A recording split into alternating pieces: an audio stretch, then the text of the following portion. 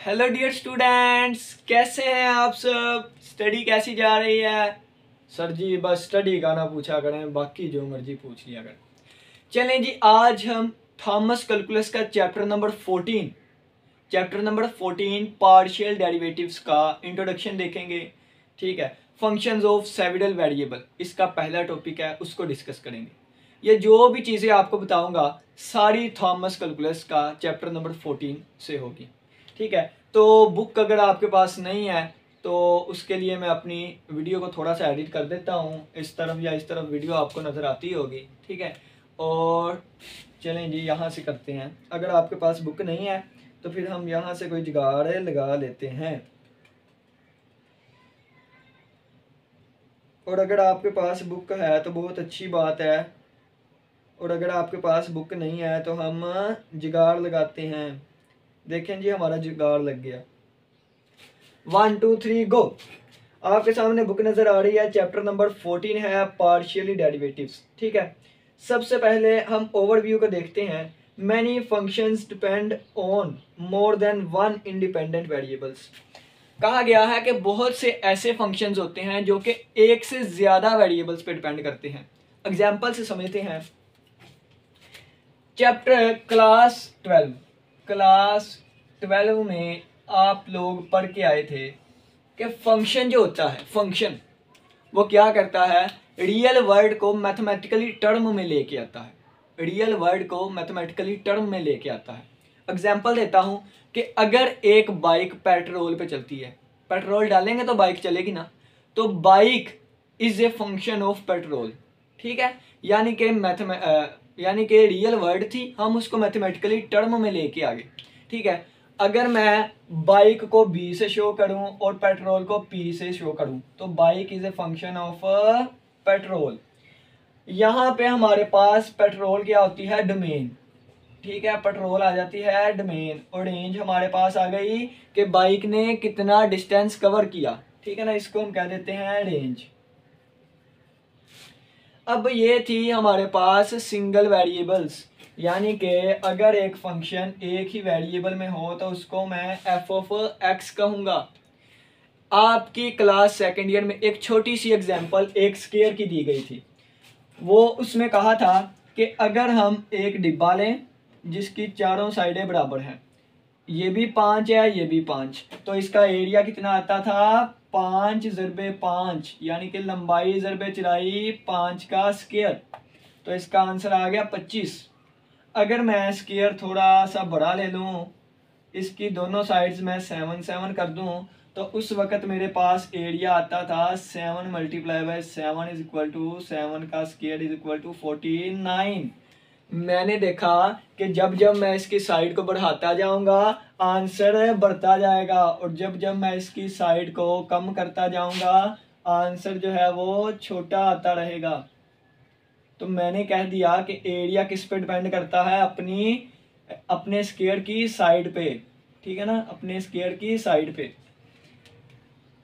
Area depend upon its side x. अगर मैंने इस साइड को x का नाम दे दिया, अगर मैंने इस साइड को x का नाम दे दिया, और x की वैल्यू आपको पता है कि बढ़ भी सकती है कम भी हो सकती है, वेरिएबल है, तो उस वक्त एरिया का जवाब आया x multiply by x is equal to x का स्क्वायर, यानी कि a is a function of x।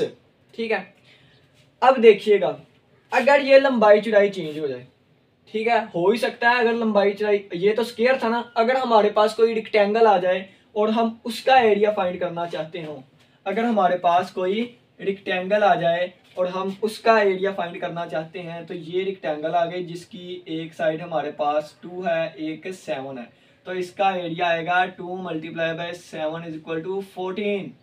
अब हम इन दोनों को x नहीं कह सकते, अब हम इन दोनों को x नहीं कह सकते। क्यों नहीं कह सकते, ये अलग चीज है ये अलग चीज।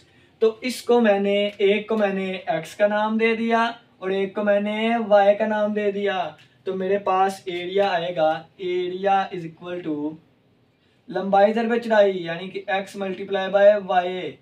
तो अब एरिया किस पे डिपेंड कर रहा है, अब एरिया x और y दोनों पे डिपेंड कर रहा है। तो ये मेरे पास फंक्शन इन सिंगल वेरिएबल था, यानी कि फंक्शन में सिर्फ एक्स ही यूज हो रहा था, लेकिन ये मेरे पास फंक्शन इन सेविडल वेरिएबल है क्योंकि इसमें एक से ज्यादा वेरिएबल का यूज किया जा रहा है, एक और दो। ठीक है, अब ये मेरे पास डिपेंडेंट वेरिएबल था और ये मेरे पास इंडिपेंडेंट वेरिएबल था।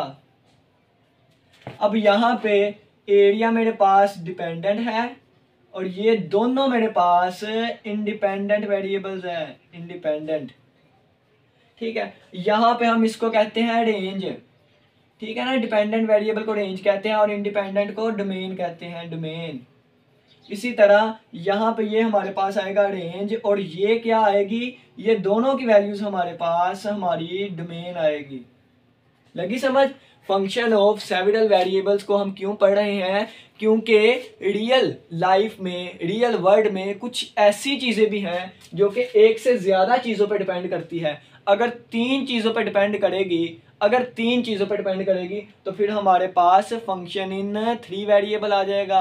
अगर 4 पे डिपेंड करेगी फंक्शन इन 4 वेरिएबल्स आ जाएगा। ठीक है, तो अब इस चैप्टर का नाम पार्शियली डेरिवेटिव क्यों रखा गया? अब इस चैप्टर का नाम पार्शियल डेरिवेटिव क्यों है? अगर फंक्शन एक वेरिएबल पर डिपेंड करता हो, अगर फंक्शन एक वेरिएबल पर डिपेंड करता हो, हम उसका डेरिवेटिव लें, हम उसका डेरिवेटिव लें तो वो ऑर्डिनरी डेरिवेटिव होगा। और अगर फंक्शन एक से ज्यादा चीजों पे डिपेंड करता हो फिर हम उसका डेरिवेटिव लें तो वो पार्शियली डेरिवेटिव होगा। पार्शियल का मतलब पार्ट्स, तो हम इसके छोटे छोटे पार्ट्स बनाएंगे, यानी कि एक्स के रिस्पेक्ट कितना चेंज आया, वाई के रिस्पेक्ट कितना आया, तो इस तरीके से हम डेरिवेटिव लेते हैं। इसको हम पार्शियली डेरिवेटिव कहते हैं। और अगर पार्शियल डेरिवेटिव पढ़ना है तो पहले हमें पता होना चाहिए ऐसे फंक्शंस के बारे में जो एक से ज्यादा वेरिएबल पे डिपेंड करते हों। इस वजह से हमने ये एक छोटी सी आपको एग्जांपल दी। नेक्स्ट अब हम देखते हैं, नेक्स्ट लाइन को डिस्कस करते हैं। एग्जांपल दी गई है कि v is equal to pi r square h. उन्होंने, आपने ये एग्जाम्पल कर समझना ही है, कंसेप्ट क्लियर करना है, तो मैंने आपका कंसेप्ट इस एग्जाम्पल से क्लियर करवाने की कोशिश की, लेकिन बुक वालों ने आपका कंसेप्ट एक और एग्जाम्पल से कवर करवाने की कोशिश की। वो एग्जाम्पल हमारे पास है, वो एग्जाम्पल हमारे पास क्या है कि वॉल्यूम एक हमने सिलेंडर ले लिया, क्या ले लिया, एक सिलेंडर ले लिया और ये सिलेंडर हमारे पास राइट सिलेंडर है। ठीक है ना, राइट सिलेंडर। राइट सिलेंडर का मतलब क्या है कि ये हमारे पास इसका रेडियस होता है और ये हमारे पास जो आया है ये 90 का एंगल है। अगर 90 का एंगल है तो ये राइट सिलेंडर है। ठीक है, और इसका अगर हमने वॉल्यूम लूम करना हो तो वो होगा पाई आर स्क्वायर एच। यहां से लेके यहां तक मेरी हाइट है। ठीक है, अब देखें, जैसे जैसे आर की वैल्यूज या एच की वैल्यूज चेंज करेंगे वैसे वैसे वॉल्यूम भी चेंज होगा। तो volume is a function of r and h, और ये v जो है ये r पे भी डिपेंड करता है और h पे भी डिपेंड करता है। यहाँ पे r और h दो इंडिपेंडेंट वेरिएबल्स हैं। ठीक है, तो ये आपकी बुक वालों ने एग्जांपल दी है। नेक्स्ट हम पढ़ते हैं, बाकी आप बुक से देख लीजिएगा, इसी तरह डिफरेंट एग्जांपल्स दी गई हैं।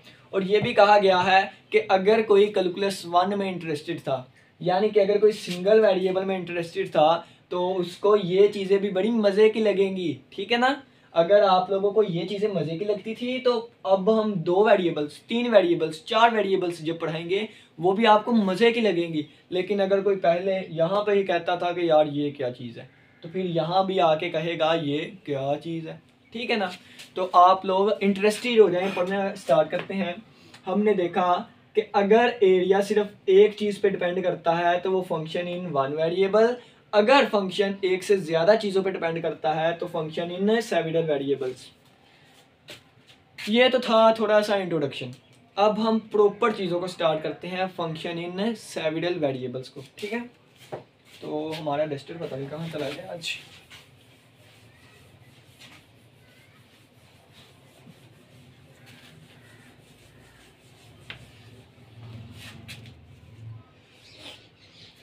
चलिए जी बात करते हैं। अगर हमारे पास इंडिपेंडेंट वेरिएबल्स यानी कि एक फंक्शन है, कोई ना कोई फंक्शन है, अगर फंक्शन है तो वहाँ पे इंडिपेंडेंट वेरिएबल्स लाजमी होंगे, इंडिपेंडेंट वेरिएबल्स जिसको हम डोमेन कहते हैं, ठीक है ना, इंडिपेंडेंट वेरिएबल्स। अगर तो इंडिपेंडेंट वेरिएबल हुआ एक और अगर हुए मोर देन वन, अगर तो वहां पे इंडिपेंडेंट वेरिएबल हुआ एक, वहां अगर हम डेरिवेटिव लें तो वो आएगा ऑर्डिनरी डेरिवेटिव, और अगर वहां पे एक से ज्यादा इंडिपेंडेंट वेरिएबल हो और हम उसका डेरिवेटिव लें तो आएगा पार्शियल डेरिवेटिव, ठीक है, पार्शियल डेरिवेटिव। और इसके फंक्शंस को हम सिंगल वेरिएबल फंक्शन कहते हैं, इसके फंक्शंस को हम क्या कहते हैं, single variable functions, simple variable functions. और इसके फंक्शंस को हम क्या कहते हैं, सेविडल वेरिएबल फंक्शंस, ठीक है, ये कंसेप्ट है आपके। जरा अब इससे आगे हम चलते हैं। हम लिखते थे एफ ऑफ एक्स, ठीक है ना, एफ ऑफ एक्स ये क्या है, इसमें सिर्फ एक ही वेरिएबल, सिर्फ एक इंडिपेंडेंट वेरिएबल यूज हो रहा है, तो ये सिंगल वेरिएबल फंक्शन है, ठीक है। अगर मैं यहाँ पे एक और वेरिएबल ले आऊँ, ठीक है, तो एक्स और वाई पे डिपेंड करता है, हाँ जी, एक्स और वाई पे डिपेंड, तो ये मेरे पास 2 वेरिएबल फंक्शन हो गया। अब ये मैंने 3 वेरिएबल फंक्शन लिख लिया, ठीक है। इसी तरह 4 वेरिएबल्स के लिए आप टी ले आए, अपनी मर्जी का आगे जो मर्जी वेरिएबल ले आए, और यहाँ पे हम डब्ल्यू कर लेते हैं, इसको हमने डब्ल्यू कर लिया, ठीक है। इसको हम डब्ल्यू के आगे टी कर लेते हैं। तो ये चीज़ें कहाँ तक जाएंगी हमें नहीं पता, 26 के 26 लेटर खत्म हो जाएंगे, लेकिन फंक्शन इन वेरिएबल्स आप जितनी मर्जी लिख सकते हैं। अब देखें, इसको हमने y के इक्वल कर लेते हैं, क्योंकि यहाँ y नहीं है, तो यहाँ पे हम इसको z कह देते हैं, y is equal to f of x, z is equal to ये, और इसको हम w कह देते हैं, और इसको आप t कह लें, ठीक है, मुख्तलिफ नाम है, इसको आप u कह लें, जो मर्जी कह लें, ठीक है। तो आज के टॉपिक में हमारा जो डिस्कस किया जाएगा, ये तो हम छोटी क्लासेस में पढ़ के आते थे, आज के लेक्चर में हम ज़्यादा इसको देखेंगे और इसको देखेंगे, ठीक है ना। इसको तो मुकम्मली देखेंगे, लेकिन इसकी सिर्फ डोमेन को हम देखेंगे, सही है। अब देखें x Y Z x Y Z x Y Z W X Y Z T, तो ये कहाँ तक जाएंगे, X Y Z W T U, ठीक है, अपनी तरफ से वेरिएबल इंट्रोड्यूस करवा दें। तो सारी चीज़ें छोड़ के हमने ये इस तरह लिख दिया कि F of x1 x2 x3 Son xn, यानी कि फंक्शन nth वेरिएबल्स का भी हो सकता है, लेकिन हम जो है वो यहाँ तक ही मैक्सिमम टाइम स्टडी करते हैं, सही है। ये बाकी बहुत कम्प्लेक्स हो जाते हैं, हम उसको नहीं देख सकते, हाई डिमेंशंस आ जाती हैं, ठीक है ना। तो फिलहाल इसको डिस्कस करें। अब देखें, अगर ये लिखा हुआ है x, तो ये एक सिंगल वैल्यू है, ये एक सिंगल वैल्यू है, ठीक है। अगर हमारे पास x, y लिखा हुआ है तो इसको हम कहते हैं ऑर्डर्ड पेयर, ऑर्डर्ड पेयर। अगर हमारे पास x, y, z लिखा है, इसको हम कहते हैं ट्रिपल्स। इसी तरह अगर ये लिखा हुआ है x, y, z और t, तो इसको हम कहते हैं क्वाड्रपल। और अगर इसी तरह x, y, z, t, w इस तरह कोई चीज़ें लिखी हुई हैं, तो 5 चीज़ें लिखी हुई हैं, तो इसको हम क्या कहेंगे, 5 टपल, ठीक है। इसके अगर 6 चीज़ें लिखी हुई हैं, इसको हम 6 टपल, उसके आगे अगर 7 लिखी हुई है 7 टपल, ठीक है ना। इस तरह हम ये चीज़ें, थोड़े से कंसेप्ट थे। अब देखिए, इस वाले फंक्शन को हम क्या कहते हैं, फंक्शन ऑफ सेविडल वेरिएबल, ठीक है ना। x में एक से ज्यादा वेरिएबल्स होने चाहिए, n की कीमत अगर 1 से ग्रेटर होगी तो वो फंक्शन इन सेविडल वेरिएबल में आएगा, ठीक है। अब देखें, यहाँ पे अगर हम डोमेन की बात करें तो ये x, x2, x3 ये सारी वैल्यूज हमारे पास डोमेन है। ये domain domain domain domain domain ये वाली जो होती है ये हमारे पास रेंज होती है, ठीक है। डोमेन क्या होती है, इंडिपेंडेंट वेरिएबल्स की वैल्यूज जिन पे हमारा फंक्शन डिफाइन रहे, वो डोमेन है। और वो वैल्यूज पुट करने के बाद फंक्शन जो भी आंसर देता है उसको हम रेंज कहते हैं। आपको तो सारा ही आता है, ठीक है। अब नेक्स्ट देखते हैं, अगर कोई काम की चीज़ है तो हाँ जी, एक और काम की चीज़ आपको बता देता हूँ। अगर हम इस चीज़ की बात करें तो एक वैल्यू पुट की थी, आंसर भी एक आया, यानी कि एक लाइन, अगर हम x की सारी वैल्यूज ड्रा करें तो एक लाइन होगी, इसी तरह y की सारी वैल्यूज ड्रा करें तो एक लाइन होगी। तो एक लाइन यहाँ से फर्ज किया x की वैल्यू a पुट की तो y का आंसर b आया, ठीक है। तो ये ऐसे होता है फंक्शन। अब यहाँ पे एक्स वाई वैल्यूज पुट की, एक्स वाई पे हमारा एक प्लेन बनेगा, ये प्लेन, ये एक्स एक्सिस, ये वाई एक्सिस, तो हमारा आंसर एक जी आएगा, यानी कि जी एक लाइन होगी। अगर एक वेरिएबल है तो एक लाइन होगी, अगर दो वेरिएबल है एक प्लेन होगा, अगर तीन वेरिएबल है तो एक स्पेस होगी, ठीक है। तो ये दो वैल्यूज पुट की थी, फर्ज किया कि यहाँ से हमने a, b पुट की, तो हमारा आंसर क्या आ गया, हमारा आंसर आया एक वैल्यू इस लाइन के ऊपर जिसको हमने c का नाम दे दिया, ठीक है। इसी तरह अगर ये इसको लेके चलें तो ये तीन वेरिएबल्स हैं, यानी कि ये हमारे पास स्पेस बनाएंगी, ठीक है ना, ये हमारे पास स्पेस बनाएंगी। तो यहाँ से हमने कोई पॉइंट लिया ए बी सी, ठीक है ना, ए बी सी कोई पॉइंट लिया, तो यहाँ से पॉइंट पे हमारी जो आंसर आएगा वो डब्ल्यू का होगा, और डब्ल्यू भी कोई ना कोई एक लाइन होगी, ठीक है ना। तो डब्ल्यू यहाँ पर फर्ज किया कि आंसर आ गया टी नहीं डी कह लेते हैं, डी आ गया, ठीक है ना। इसी तरह जब आप इनको पुट करेंगे तो ये आएगा। तो इसको हम कैसे बनाते हैं हमें पता ही नहीं, क्योंकि हम अभी तक स्पेस तक ही पहुंचे हैं, हमारी आंख अभी तक स्पेस को ही देखती है, हायर डिमेंशन को नहीं देख सकती, ठीक है। तो इनकी छोड़ दें, हम मैंने पहले बताया कि हम यहाँ तक ही मैक्सिमम टाइम डिस्कस करेंगे, सही है।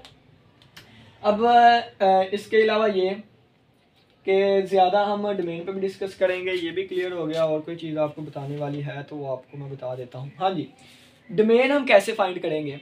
डोमेन को फाइंड करने के लिए आपने सिर्फ दो चीज़ें देखनी है, दो, बस एक चीज़ देखनी है, एक चीज़ बस। इसको उम्मीद करता हूँ कि आपने नोट कर लिया होगा, ठीक है।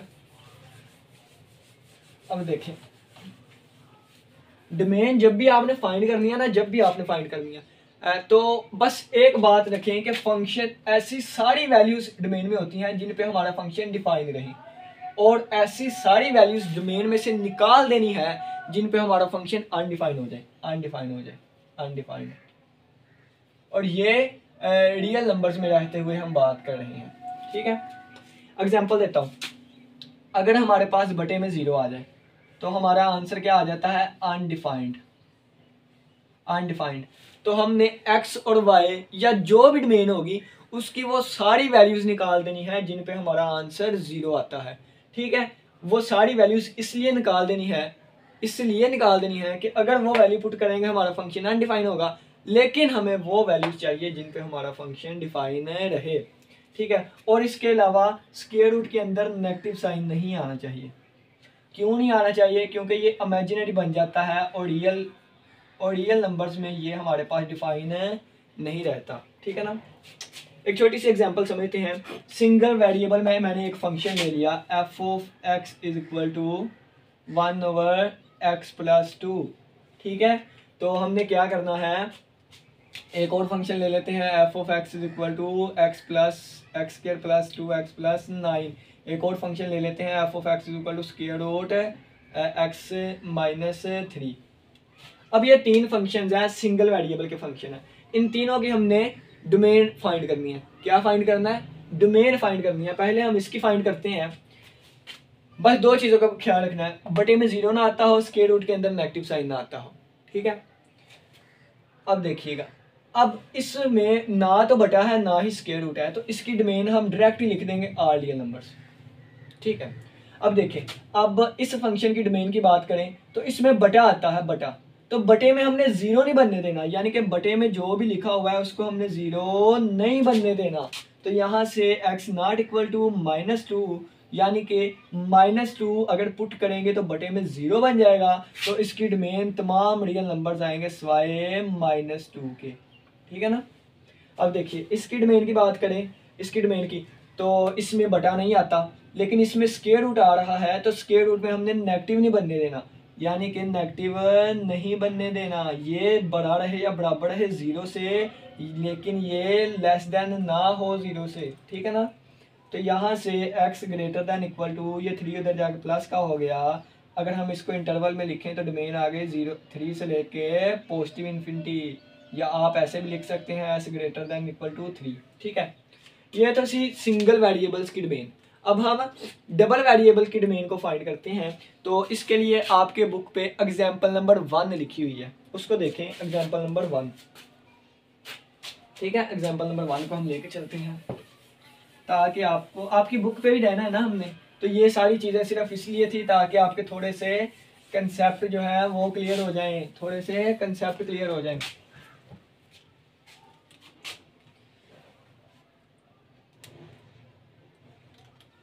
अब ये देखें, बुक आपके सामने है, आपको एक एक चीज़ का पता चल रहा होगा। आप एक दफ़ा इसको रीड कर, बस कम से कम एक दफ़ा आपने इसको रीड करना है, ठीक है। और ठीक है ना, एग्जाम्पल नंबर 1 को डिस्कस करते हैं, जिसमें फंक्शंस लिखा हुआ है z is equal to y minus x square. ठीक है, हमने इसकी डोमेन फाइंड करनी है, रेंज फाइंड करनी है। फिर आ गया z is equal to 1 over x y, इसकी भी डोमेन रेंज फाइंड करनी है। फिर आ गया z is equal to sine x और y, इसकी डोमेन और रेंज हमने फाइंड करनी है इन फंक्शंस की। अब देखिएगा, पहली बात तो देखें कि स्क्वायर रूट में हमने नेगेटिव साइन नहीं बनने देना। तो स्क्वायर रूट के अंदर जो चीज़ भी लिखी हुई है उसको आप ग्रेटर देन इक्वल टू 0 के रख दें। ठीक है, उसको आप ग्रेटर देन इक्वल टू 0 के रख लिया। यहाँ से y is greater than equal to X square आ गया, या आप लिख सकते हैं X square is less than equal to Y के आ गया। ठीक है, अब आप गौर करें तो किसी भी नंबर का आप स्क्वायर लें, किसी भी नंबर का आप स्क्वायर लें, फर्ज किया 5 का स्क्वायर लें तो वो 5 से बड़ा ही आएगा। ठीक है ना, 5 का स्क्वायर लें, 5 का स्क्वायर तो वो आ गया 25, तो ये 5 से बड़ा ही आया। ठीक है ना, अगर 7 का स्क्वायर लें तो 7,749, तो ये भी बड़ा ही आया 7 से। किसी भी नंबर का स्क्वायर लें तो वो बड़ा ही आएगा अपने आप से। ठीक है, लेकिन 0 से लेके 1 तक ऐसे नंबर्स हैं कि अगर हम इनका स्क्वायर लेंगे, यानी कि 0.5 का अगर आप स्क्वायर लेंगे तो इसका आंसर जो है वो लेस देन आएगा 0.5 से। ठीक है, तो यही बात यहाँ पे की गई है कि एक नंबर का हमने स्क्वायर लिया, वो लेस देन इक्वल टू आया y के। ठीक है, तो ये ऐसे हमारे पास कौन से नंबर्स होंगे, तो ऐसे नंबर्स, चलें जी यही डोमेन है हमारी। ठीक है, मैं तो आपको बताना चाहता था कोई और मज़े की बातें, यानी कि x की ऐसी तमाम वैल्यूज़ जो कि जिनका स्क्वायर लें वो y से छोटा है। ठीक है, लेकिन आपकी बुक पे शायद डोमेन हमारे पास इतनी ही लिखी हुई है। ठीक है ना, डोमेन हमारे पास यही लिखी हुई है, x square less than equal to y. ठीक है, अब अगर हम इसकी रेंज की बात करें, ये ऐसे समझाई जा रहा था मैं, अगर हम इसकी रेंज की बात करें तो इसके आंसर जो है, इसका आंसर कभी भी नेगेटिव नहीं आ सकता। क्यों नहीं आ सकता? क्योंकि हमने डोमेन ही ऐसी फाइंड किया है कि अगर वैल्यूज पुट करेंगे तो स्क्वायर रूट के अंदर पॉजिटिव आए। ठीक है, इसका आंसर कभी भी नेगेटिव नहीं आ सकता, इसका आंसर हमेशा पॉजिटिव ही आएगा। कोई वैल्यू ऐसी लें जो इसको सेटिस्फाई करती है, वो यहाँ पे एक्स वाई की वैल्यू पुट करके देखें, आंसर हमेशा पॉजिटिव ही आएगा। अब 1 ओवर एक्स वाई की बात करते हैं, तो 1 ओवर एक्स वाई की बात करें तो यहाँ पे हमारे पास बटा आ रहा है, तो बटे में हमने बटे के नीचे 0 नहीं बनने देना। तो जो भी लिखा हुआ है बटे के नीचे हम उसे कहेंगे नॉट इक्वल टू 0। तो ये हमारे पास यहाँ से इसकी डोमेन आ गई x y not equal to 0। इसकी रेंज क्या आएगी? इसकी रेंज यानी कि 1 ओवर एक्स वाई का आंसर क्या आएगा? ये वैल्यू तो हम पुट नहीं कर सकते। अगर ये नहीं पुट कर सकते, देखें इसका आंसर कभी भी 0 नहीं आ सकता। 0 क्यों नहीं आ सकता? क्योंकि 0 उस वक्त आएगा जब हम बटे में इन्फिनिटी पुट करेंगे। ठीक है ना, बटे में जब हम इन्फिनिटी पुट करते हैं उस वक्त हमारा आंसर 0 को अप्रोच करता है। जब हम इन्फिनिटी पुट कर ही नहीं सकते तो आंसर 0 भी आ ही नहीं सकता। इसी वजह से इसका आंसर तमाम रियल नंबर्स होंगे सिवाय 0 के। ठीक है, आपकी बुक पे भी यही लिखा, आप इंटरवल्स में भी लिख सकते हैं कि 0 से लेके माइनस इन्फिनिटी और 0 से लेके पॉजिटिव इन्फिनिटी और इसके साथ ओपन इंटरवल। अब z is equal to sine x y. ठीक है, इसकी डोमेन रेंज, तो साइन एक्स वाई की डोमेन हम लिखेंगे इसकी, यानी कि हम इसकी तमाम वैल्यूज पुट कर सकते हैं। ठीक है ना, अगर आप देखें ना कि साइन एक्स की भी डोमेन देखें, साइन एक्स की डोमेन, तो इसकी डोमेन आर रियल नंबर होती है। और अगर आप इसकी रेंज देखें तो इसकी रेंज -1 से +1 होती है। इसी तरह एक्स की जगह एक्स वाई लिखा हुआ है, तो जो भी वैल्यूज आएंगी, ठीक है ना, जो भी वैल्यूज आएंगी उस पे हम उस जो भी वैल्यूज एक्स वाई की ले लें, मल्टीप्लाई करवा लें, ठीक है ना, तो हमारे पास साइन उस पर अप्लाई हो सकता है, ठीक है ना। ऐसी कोई भी वैल्यू नहीं है, इसके ऊपर स्क्वायर रूट भी नहीं है, इसके नीचे बटा भी नहीं है, तो साइन किसी भी वैल्यू पे अनडिफाइन नहीं होगा, ठीक है। अब इसका आंसर जो है वो -1 से +1 ही आएगा, ठीक है ना।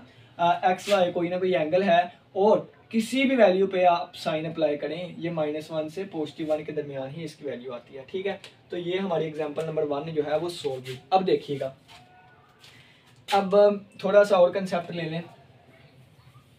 ये हमने डोमेन रेंज फाइंड की थी, वीडियो कितनी बन गई वो भी देख लें, लेंथी ना हो जाए वीडियो। 26 मिनट, अभी बहुत कुछ पड़ा हुआ है। अब देखिएगा, अब और देखिए,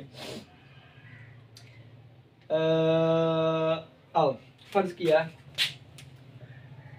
f(x) = स्क्वायर रूट x-2 लिखा हुआ है। इसकी अगर हम डोमेन फाइंड करेंगे, डोमेन चाचू डोमेन को फाइंड करेंगे तो x-2 > 0, x > 2, ठीक है। और x जो है एक वेरिएबल है, इसका मतलब है इसकी एक लाइन बनेगी। अगर एक लाइन बनेगी तो यहाँ पे 0 है, यहाँ 1 2 3 होता है, यहाँ पे फर्ज किया 2 है, यहाँ -2 है। तो डोमेन को अगर हम ड्रा करना चाहें तो 2 से लेके पॉजिटिव सारे नंबर्स, ठीक है ना, 2 से लेके पॉजिटिव सारे नंबर्स। इसी तरह अगर हम इस चीज़ को ड्रा करना चाहें, इस चीज़ को ड्रा करना चाहें, इस चीज़ को ड्रा करना चाहें, तो इस चीज़ को अगर हम ड्रा करना चाहें तो ये हमारे पास डोमेन का हमने ग्राफ बनाया, एक्स एक्सिस, ये वाई एक्सिस। तो एक्स और वाई की तमाम वैल्यूज हम पुट कर सकते हैं, यानी कि ये सारा प्लेन हम पुट कर सकते हैं। इस वजह से आपकी बुक में इसके साथ इंटाइड प्लेन भी कहा गया है, ठीक है। इसी तरह अगर x y not equal to 0 का हम देखें, x y not equal to 0 का हम देखें, आपकी बुक पे नहीं बना हुआ तो आपको यहाँ से थोड़ा सा बता देता हूँ, अगर हो सके तो थोड़ा सा वेट करिएगा। तो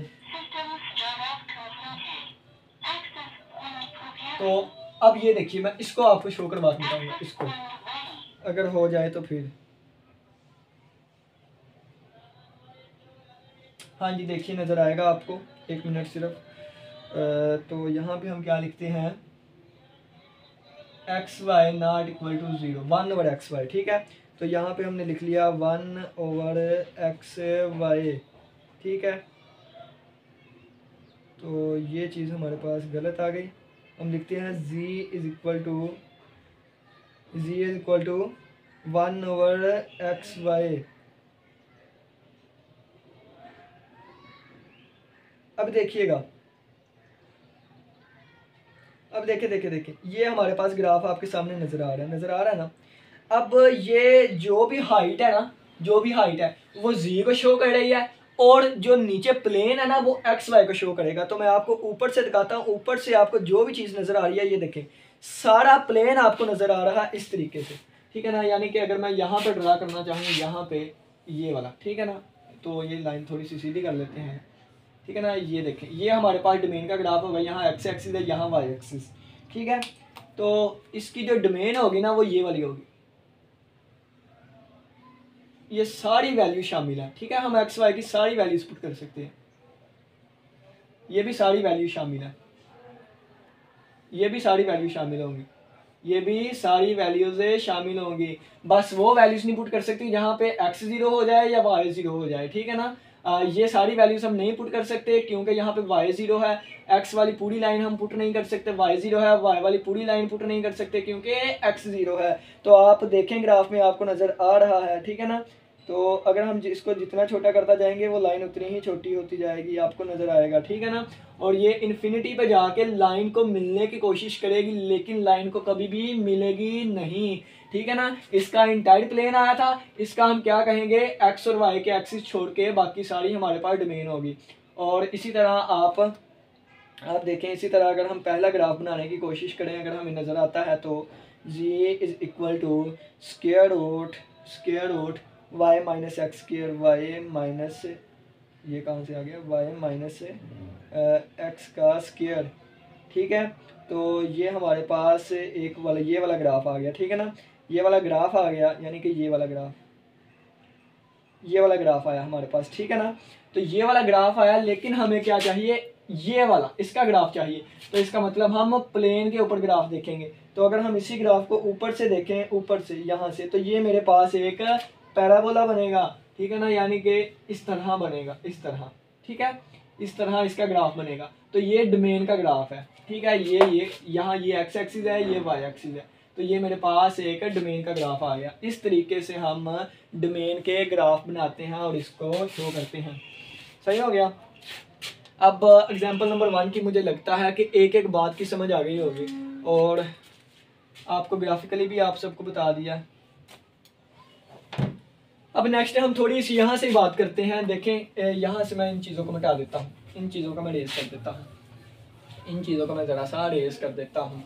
अब देखें, अब आप ओपन करें पेज नंबर को छोड़ें, मैं आपको यहाँ से वीडियो से ही बताता हूँ। तो ये आए आप डेफिनेशन जहाँ पे लिखी हुई है, a region in the plane के अंदर रहते हुए एक ऐसा रीजन इज बाउंडेड होगा if it lies inside a disc of finite radius. A region is unbounded होगा if it is not bounded, अगर ये बाउंडेड नहीं है। इसको हम समझते हैं। अब हमने ये देखना है कि ये बाउंडेड है कि नहीं। तो हमें नहीं पता ये चीज़ कहाँ तक जा रही है, फैली जा रही है, इसकी कोई एक हद नहीं है। तो इसका मतलब ये क्या है, ये अनबाउंडेड है, ठीक है। अब इसकी बात करें तो ये भी अनबाउंडेड है, क्योंकि ये आगे चलती जा रही है। अगर हम इसकी बात करें, ये भी चलती जा रही है, तो ये भी अनबाउंडेड है। तो बाउंडेड क्या होगी, उसकी एग्जांपल मैं आपको देता हूँ। फर्ज किया मैंने कह दिया x² प्लस y² और equal to less than equal to 1। तो यहाँ पे इस डोमेन का एक ये ग्राफ बनेगा, ये डोमेन का ग्राफ है x और y, ठीक है ना। ये डोमेन का जो ग्राफ बना है, तो डोमेन की वैल्यू सारी ये वाली होंगी, ये वाली। तो ये वाली ग्राफ की वैल्यूज होंगी। हमें पता चल गया बस इतनी ही वैल्यूज हैं, तो ये बाउंडेड है, ठीक है। लेकिन यहाँ पे हमें नहीं था पता वैल्यूज की हद कहाँ पे है, यहाँ पे नहीं था पता कि हद कहाँ पे है, तो ये अनबाउंडेड है। यानी कि अगर मैं आपको कहता कि यानी कि ये रियल लाइन है, तो इतनी हमारी डोमेन है, ठीक है ना, इतनी सिंगल वेरिएबल, तो ये हमारे पास बाउंडेड है, बाउंडेड, ठीक है। अनबाउंडेड क्या होगी, जिसकी हमें किसी भी हद का ना पता हो कि ये कहाँ तक जाती है। तो नेक्स्ट आपके पास एग्जांपल नंबर 2 आई। एग्जांपल नंबर 2 को देखिएगा। एग्जांपल नंबर 2 उसको आपको मैं समझाता हूँ ताकि आपको अच्छे तरीके से समझ आ सके। एग्जांपल नंबर 2 में हमारे पास फंक्शन दिया गया है f of x, y equal to square root y minus x²। वही बात हम इसकी डोमेन फाइंड करेंगे। तो डोमेन हमने फाइंड की थी कि y minus x² greater than equal to 0, यहाँ से y greater than equal to x²। और हमने इसकी डोमेन का ग्राफ भी देखा था, दोबारा दिखा देता हूँ, ठीक है। ये देखें, तो वो कहाँ तक गया था ग्राफ, इस तरह आया था, ठीक है, इस तरह आया था। तो ये सारी हमारे पास डोमेन की वैल्यूज होंगी, डोमेन की वैल्यूज, ठीक है। और ये ऊपर जाई जा रही हैं, कहाँ पे ख़त्म होगी हमें नहीं पता। तो ये भी अनबाउंडेड है, ठीक है ना, ये भी अनबाउंडेड है, ठीक है। उम्मीद करता हूँ इन बातों की भी समझ आई होगी। इसके अलावा ना देखें कि एग्जाम्पल नंबर 1 का पार्ट नंबर बी है। तो डिफरेंट फंक्शंस लिखे गए हैं, w is equal to x² plus y² plus z²। इसमें 3 वेरिएबल्स पे डिपेंड कर रही है। हम इसका ग्राफ ड्रा नहीं कर सकते, ठीक है, क्योंकि 4 वेरिएबल्स हैं, वो स्पेस से भी ऊपर चला जाएगा। तो चौथी डिमेंशन का मुझे नहीं पता, लेकिन इसकी डोमेन 3 डिमेंशन में आती है, तो इसकी डोमेन को मैं ड्रा कर सकता हूँ। तो इसकी डोमेन क्या होगी, x² plus y² plus z², ठीक है। यानी कि इसका answer greater than equal to 1 आना चाहिए, ठीक है, 0 आना चाहिए। और इसका answer greater than equal to 0 आता है, इसका वजह से यानी कि हम x, y, z की तमाम वैल्यूज़ पुट कर सकते हैं। ऐसी कोई भी वैल्यू नहीं है जो हम पुट करेंगे तो हमारा आंसर नेगेटिव आएगा, क्योंकि इसके ऊपर स्केयर लगा हुआ है, इसलिए इसकी डोमेन रियल नंबर है। और इसकी रेंज आपको पता है कि स्केयर रूट कभी भी नेगेटिव आंसर नहीं देता, ठीक है। बाहर हम प्लस माइनस लगा सकते हैं, लेकिन स्केयर रूट अप्लाई होने के बाद जो आंसर आएगा वो हमेशा पॉजिटिव ही रहेगा, नेगेटिव नहीं आता। नेक्स्ट फंक्शन आपके पास आ जाता है w is equal to 1 over x² plus y² plus z², ठीक है। तो यानी कि इसकी डोमेन क्या होगी, इसकी डोमेन होगी X square plus Y square plus Z square जो है वो 0 के इक्वल नहीं होना चाहिए, क्योंकि अगर ये 0 के इक्वल हो गया तो हमारा फंक्शन है अनडिफाइंड हो जाएगा। और ऐसी बस एक ही वैल्यू है, यानी कि x और y और z एक ही वक्त में 0 नहीं होने चाहिए। अगर एक ही वक्त में 0 होंगे तो फिर इसका आंसर 0 आएगा। ठीक है, तो ये हमारे पास इसकी डोमेन आ गई। और इसकी रेंज की अगर बात करें तो इसका आंसर 0 नहीं आ सकता, 0 के अलावा सब कुछ आएगा। यानी कि अगर हम 1 ओवर एक्स वाई की बात करते थे, ठीक है, तो इसका आंसर तमाम रियल नंबर्स आते थे सिवाय 0 के। तो यहाँ भी तमाम रियल नंबर आएंगे लेकिन सिवाय 0 के। ये स्केयर है तो आंसर कभी भी नेगेटिव नहीं आ सकता, नहीं आ सकता। तो इसका आंसर 0 से पॉजिटिव इन्फिनिटी तक रहेगा और 0 शामिल नहीं होगा। 0 आंसर उसी वक्त आएगा जब हम बटे में हमारे पास इन्फिनिटी बनेगी, बटे में इन्फिनिटी नहीं बन सकती, इस वजह से इसका आंसर भी 0 नहीं आ सकता। तीसरा फंक्शन आपके पास लिखा गया है y is equal to x y natural log g, x y natural log g. ठीक है, तो y is equal to x y natural log g. अब देखें कि पहले हम इसकी डोमेन फाइंड करते हैं। तो इसकी डोमेन हमारे पास जी की हम वैल्यू जो है वो नेगेटिव पुट नहीं कर सकते। ठीक है, तो यहाँ पे हमारे पास इसकी जो डोमेन आएगी, डोमेन क्या आएगी, जी जो है वो ग्रेटर दैन 0 रहे। ठीक है ना, ग्रेटर दैन 0 रहे, क्योंकि अगर हम 0 पुट करेंगे तो ये अनडिफाइंड हो जाता है और 0 से छोटी वैल्यूज हम लॉग में पुट नहीं कर सकते। तो 0 से बड़ी वैल्यूज ही पुट करेंगे तो ये हमारे पास डोमेन आ जाएगी। और इसकी रेंज क्या होगी, रेंज इसकी आर्लियन नंबर से होगी। ठीक है ना, तो ये इसको हम हाफ स्पेस भी कहते हैं। हाफ स्पेस क्यों कहते हैं कि अगर हम इसका ग्राफ बनाएं डोमेन का, ये एक्स एक्सिस, ये जी एक्सिस, ये वाई एक्सिस, ठीक है, तो हमारा आंसर ऊपर ऊपर तक ही रहेगा। ठीक है ना, एक्स वाई जी ऊपर ऊपर तक ही रहेगा और नीचे नीचे नहीं आएगा, तो हाफ स्पेस होगा। यानी कि अगर ये चीज़ है,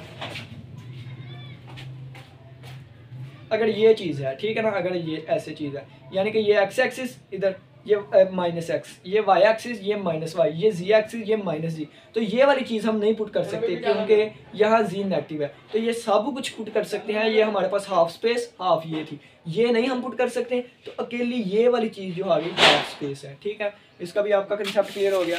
अब एक और बताता हूँ कि अगर आपके पास डोमेन आ गई इस तरह, ठीक है, देखिए कंसेप्ट ले जाएं बस। देखें कि अगर हमारे पास ये आ गई और ये मेरे पास ग्राफ बन गया x square plus Y square और लेस देन इक्वल टू 1 और ये 1 है। ठीक है ना, और ये सारी डोमेन है हमारे पास। ठीक है, अगर इसके अंदर कोई पॉइंट आ गया एक्स कोमा वाई को वाई ना, ठीक है, इसको हम क्या कहते हैं, इंटीरियर पॉइंट, इंटीरियर पॉइंट। ठीक है ना, इंटीरियर पॉइंट। और अगर किसी बाउंड्री पे ये पॉइंट आ गया, फर्ज किया है कि यहाँ पे एक पॉइंट आ गया बाउंड्री के ऊपर, तो इसको हम क्या कहते हैं, boundary point. Boundary point, point ही कहते हैं ना, हाँ जी, बाउंड्री पॉइंट। ठीक है, तो ये वाली चीज़ें आपकी बुक में लिखी गई है।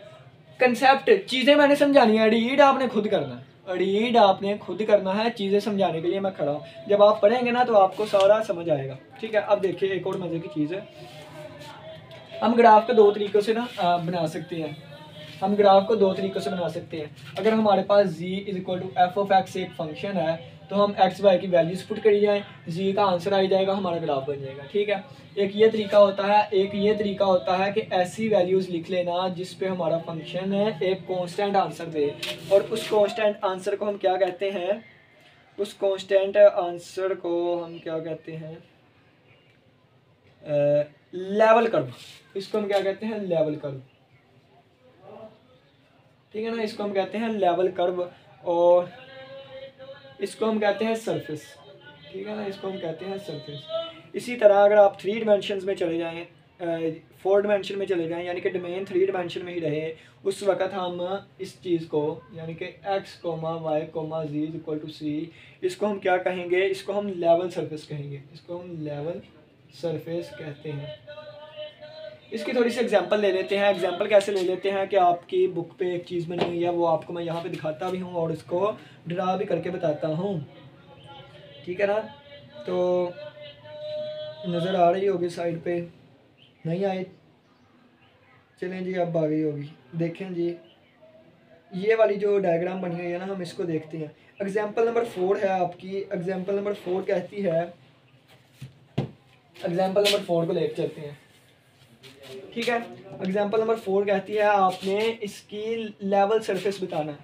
एग्जाम्पल नंबर 4 नहीं, एग्जाम्पल नंबर 3 करते हैं। एग्जाम्पल नंबर 3 कहता है कि आपने इसकी लेवल कर्व बतानी है, यानी कि कांस्टेंट वैल्यूज बतानी है। 1x minus x square minus y square, और इसके ऊपर स्क्वायर रूट नहीं है। ग्राफ करना है हमने लेवल कर्व को, एक f of x y equal to 0 पे, एक f of x y equal to 71 पे, 75 पे, 51 पे और 75 पे, 51 पे और 75 के ऊपर, ठीक है। तो अब देखें ना कि ये जो चीज़ है ना, ये इस तरीके से होगी, ठीक है ना। 2 डायमेंशंस में इसकी डोमेन का ग्राफ बनाएंगे। 2 डायमेंशंस में है ये फंक्शन 3 डायमेंशन का, लेकिन इसकी डोमेन जो है वो 2 डायमेंशन में होगी। अब देखें, ठीक है, अब देखें, ये हमारे पास x एक्सिस है, ये हमारे पास y एक्सिस है, ये हमारे पास y एक्सिस है, ठीक है। अब देखिएगा, अब यहाँ पे अगर मैं 50 कह दूँ, यहाँ पे हम 100 कह दें, वहाँ पे 150 कह दूँ, ठीक है। तो ये 100 जो है ये बहुत ऊंचा है, आपको ग्राफ ठीक तरीके से नज़र नहीं आएगा। तो आपको मैं ठीक तरीके से ग्राफ नज़र आने के लगाने के लिए मैं इसकी जगह 10 कर लेता हूँ, ठीक है ना, 10 कर लेता हूँ, ताकि आपको अच्छे तरीके से ग्राफ नज़र आ सके। आपको मैं बताता हूँ कि यहाँ से आप अपनी बुक की डायग्राम देखें, ये नज़र आ रही है ना डायग्राम, इसको देखें और ये वाली डायग्राम को देखें, ठीक है। और ये देखें 75 और ऊपर 100 लिखा हुआ है, ये सारी चीज़ें मैं आपको ड्रा करके दिखाता हूँ, ठीक है। तो अब देखिएगा, आपको अच्छे से समझ आएगी। z is equal to 100 minus x square minus y square, x square minus y का स्क्वायर। अब आपको कुछ नहीं ना नज़र आया, नहीं ना कुछ नज़र आया। अब देखिएगा, अब आया नज़र, हाँ अब आया नज़र आपको, देखें अब लगी समझ। ये आपको ग्राफ इस तरह का बना, आपकी बुक पे भी देखें बिल्कुल इस तरह का बना। अगर हम बुक को ओपन करें तो बुक पे भी ये देखें इस तरह का बना। तो आपको अच्छे तरीके से मैं समझाने के लिए यहाँ पे 100 की जगह 10 कर लेता हूँ, ठीक है। 100 की जगह हम 10 कर लेते हैं, ताकि आपको ग्राफ अच्छे तरीके से नज़र आ सके। तो z is equal to 10 minus x square minus y का स्क्वायर। तो ये देखें, अब ग्राफ आपको थोड़ा सा अच्छा नज़र आएगा, जिस तरह बुक पे बना हुआ है इसी तरीके से नज़र आएगा, ठीक है ना। अब देखिए, अब हमने एक्स वाई इक्वल टू 0 पे, एक 51 पे, अब 75 पे। जब 100 था तो 51 75 आ जाना था। अब हमने 10 लिया है, तो 10 से छोटी वैल्यूज़ कोई अपनी मर्ज़ी की उठा लें। मैं 5.1 उठा लेता हूँ और 7.5 उठा लेता हूँ। तो देखें, अगर मैं यहाँ पे वैल्यू रखूँ कितनी, एक्स यहाँ पे वैल्यू कितनी रखूँ 9, तो z इज इक्वल टू ये 51 है, तो मैं 5.1 रख लेता हूँ। अब ये 5.1, तो ये हमारे पास एक प्लेन आ गया, प्लेन नज़र आ रहा है ना, ठीक है। अब एक और मैं लेता हूँ पॉइंट है, z इज इक्वल टू 7.5, ठीक है। तो ये भी एक प्लेन आ गया, सही है। एक ले लेते हैं z इज इक्वल टू 0, तो z इज इक्वल टू 0, तो ये भी मैंने एक ले लिया। 3 प्लेन नज़र आ गया आपको। अब ऊपर से देखेंगे, अब ये प्लेन को तरतीब वाइज नीचे लेके आए, तो नीचे लेके जब आएंगे इस पॉइंट के ऊपर, तो आपको कुछ कर्व्स नज़र आएंगी, ये देखें। तो वो कैसी कर्व्स होंगी वो आपको मैं बता, कर्व नहीं, वो गोल गोल नज़र आएंगी, वो आपको बताता हूँ कैसी होंगी। अब ये लोडिंग नहीं हो रही, ठीक है। तो ये ग्राफ आप जियोजेब्रा आपके पास कैलकुलेटर होगा तो आप वहाँ से भी देख सकते हैं। तो ये जो नीचे लगी हुई है ना, कहाँ गई हैं, ये जो नीचे ड्रा की है ये डॉटेड लाइन से, ये इसी तरह आई है, यानी कि प्लेन को नीचे लेके जाते रहेंगे तो वो आपके पास आ जाएगी। और ये जो हमारे पास डायग्राम आई वो ये वाली थी, ये वाले, ये नीचे लेके जाते रहेंगे, ये आ जाएंगे नीचे, ठीक है। और रेडियस हमारा 10, तो ये वाला था प्लेन वाली चीज़, ठीक है ना। उम्मीद करते हैं कि इस एग्जाम्पल की भी समझ आई होगी आपको। इसको हम कहते हैं लेवल कर्व्स, ठीक है ना, लेवल कर्व्स। इसके बाद ये ग्राफ आ जाता है, इसकी डोमेन की मदद से हमने ये ग्राफ ड्रा किया है। तो इसको ड्रा करना ज़रा मेरे लिए डिफ़िकल्ट होगा, क्योंकि हमारे पास 3 डायमेंशन ही है, ठीक है। तो नेक्स्ट हमारे पास एक्सरसाइज स्टार्ट होती है। एक्सरसाइज को हम फिर करेंगे। जितने कंसेप्ट मुझे लगता है कि यहाँ तक थे मैंने बताने की कोशिश की है, फिर भी अगर कोई चीज़ रहती हुई तो उसके लिए माजरत। इसी के साथ इजाज़त दीजिए। किसी का कोई भी क्वेश्चन हो पूछ सकता है। मैंने आपको ग्राफिकली जिस तरह मुझसे हो सका मैंने आपको समझाने की कोशिश की। इसी के साथ इजाज़त दीजिए। अल्लाह हाफिज़, अल्लाह निगहबान।